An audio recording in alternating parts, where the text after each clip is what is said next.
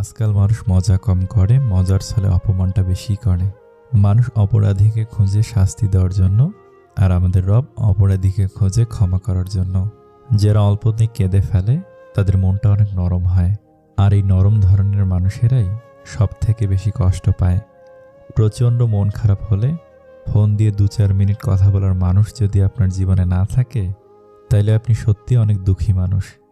Career ঠিক করার কথা না ভেবে ক্যারেক্টার ঠিক রাখার জন্য বিয়ে করুন। বিয়ের সম্পর্ক কেরিয়ারের সাথে না, ক্যারেক্টারের সাথে। কারণ ক্যারেক্টার একদিন ঠিক করা যাবে, কিন্তু যৌবন চলে গেলে আর ফিরে পাওয়া যাবে না। ভালোবাসা হলো এমন একটি মায়া, তুমি যত দূরে যাবে ততই কাছে টানবে, যত ভুলে যাবে ততই মনে পড়বে, আর যতটুকু হাসবে তার থেকে বেশি কাঁদবে। হঠাৎ যদি হারিয়ে যাই তবে বুঝে নিও, আমার প্রতি তোমার অভিযোগের পাল্লা এতটাই ভারী হয়েছিল যে উঠে দাঁড়ানোর আগেই অতলে তলিয়ে গেছি। চুপ থাকার সবচেয়ে বড় সুবিধা হলো উত্তরটা আপনার হয়ে কেউ না কেউ দিয়েই দেবে, হয় মানুষ নয় সময়। আমি সব বুঝি, কিন্তু উচিত সময় উচিত কথাটা মুখের ওপর বলে দিতে পারি না। 16 থেকে 23 বছর এত সহজ না।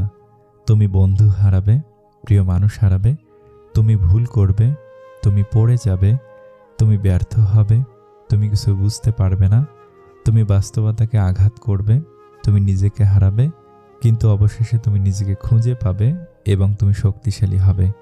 বর্তমান বাস্তবতা: রাজপ্রাসাদের মতো বড় বাড়ি, অথচ পরিবার ছোট। ব্যাংক ব্যালেন্স প্রচুর, কিন্তু মনে শান্তি নেই। ঝুড়ি ভরা ডিগ্রি, অথচ সাধারণ জ্ঞানের অভাব। হাতে দামি ঘড়ি, অথচ সময়ের অভাব। প্রচুর ফেসবুক বন্ধু, কিন্তু বিপদে খোঁজ নেওয়ার কেউ নেই। অবহেলা কতটা ভয়ানক সেটা কেবল সে বোঝে যে প্রিয় মানুষগুলোর কাছে অবহেলিত। কাউকে এমনভাবে কষ্ট দিও না যাতে সে খাবার খেতে বসে তোমার দেওয়া কষ্টের কথা মনে করে খাবারের ওপর চোখের জল ফেলে।